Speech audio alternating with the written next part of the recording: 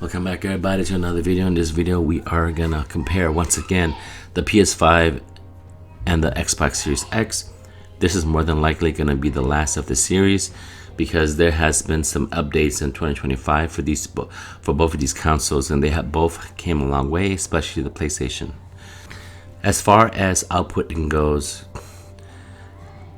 8K 60 Hertz, you can do that on the Xbox Series X, and that's going to be 8K upscaling, whether it's game or media, at 60 Hertz. On the PlayStation 5 side, there's no 8K 60 for gaming or media. If you want to do 8K upscaling at 60 Hertz, it's going to only be on the PS5 Pro console. That is capable of doing that output, but it will be limited to some games. And for the HDR outputs on the Xbox Series X, you can do Dolby Vision in HDR10. On the PlayStation 5, just HDR10. Now for the surround sound, you can do Dolby Atmos now on the PlayStation 5, and on the Xbox Series X, you can still do DTS:X and Dolby Atmos.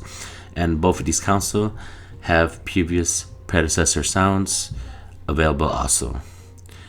Now, as far as the 4K Blu-ray player, they both have that, and I made a video.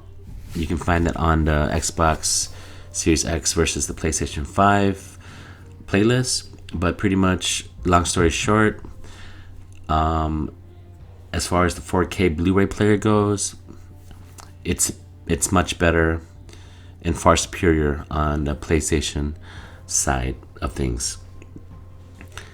Now, for backwards compatibilities, Xbox, it's the true backward capabilities will be on the Xbox Series X. On the PlayStation, they don't really have the backwards compatibilities. Now, for exclusive games, controller, and console aesthetics, all that is going to be preference. But just so you know, backwards compatibilities is very important to me. And for the exclusive game goes, they're both great on both consoles.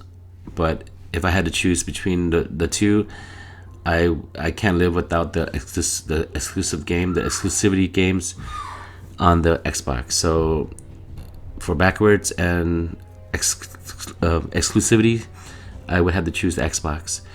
On the controller, obviously is also on the preference category, but the controller on the Xbox is more durable, and the controller on the PlayStation is not as comfortable, and it gets wrecked quicker than it would be on the Xbox side.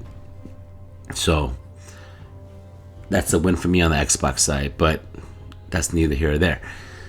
Now, obviously the price has gone up, but the next two categories here is very important to me.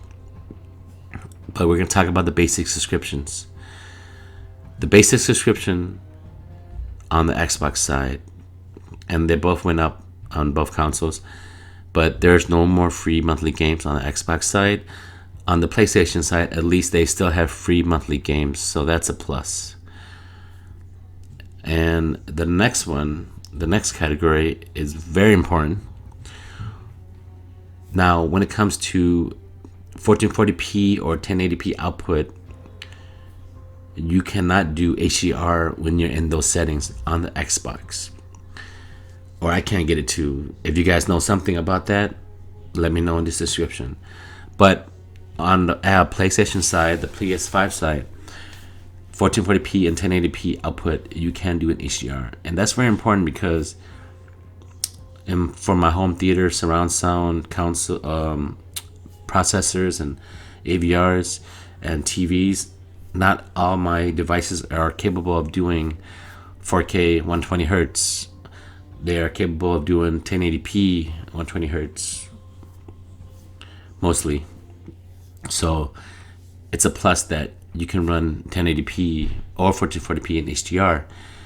It makes the color more vibrant. And yes, you don't really necessarily have to have HDR. It depends on what you're outputting. You can still get a great picture without HDR, but sometimes the content is too washed out, and it would just be better utilized in HDR. But of course, there are some type of games that the HDR is not really necessary because the color is not too washed out and it still has some vibrance to it. But obviously, the brilliance, the vibrance, and the color ratio is superior in HDR.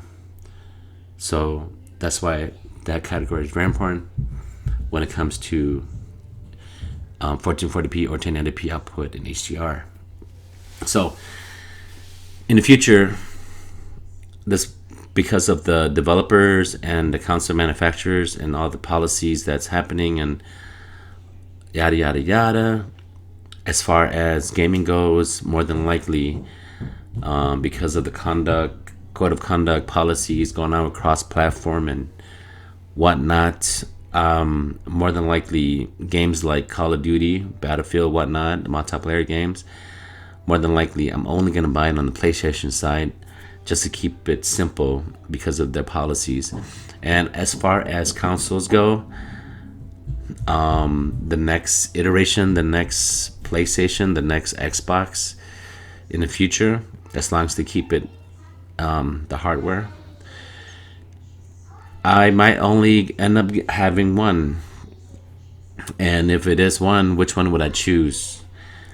And of course, the way I'm thinking is, as much as I love all the games on the Xbox side and their beefier console or the beefier graphics cards and frames per second and whatnot, it all comes down to fun. And all my friends and their mother owns a PlayStation, and now they all have PS5 now. So I will obviously gonna have to buy or continue to buy the Sony PlayStation brand in the future. If I only had to choose one console, it will have to be the PlayStation console only in the future. As of right now, in 2025, that's what's gonna be, more than likely. So obviously, when that time comes, we'll see what actually happens, if I continue with both or one or the other, or just the one that I just said. So we'll see when that time comes. For the next 5 years, who knows, right? So that's my thought process when it comes to these two consoles. They're both great. I'm unbiased. That's pretty much gonna wrap it up for this video, guys. Like, subscribe, keep it friendly, comment below. Tell me what you have. Do you own both consoles? Which one would you would choose? Or whatever consoles you're choosing that you own, why do you like that over the other? And tell me your thoughts. So that's it. Thanks, guys, for tuning in. I'll catch you guys on the next one. Hooded Dragons out.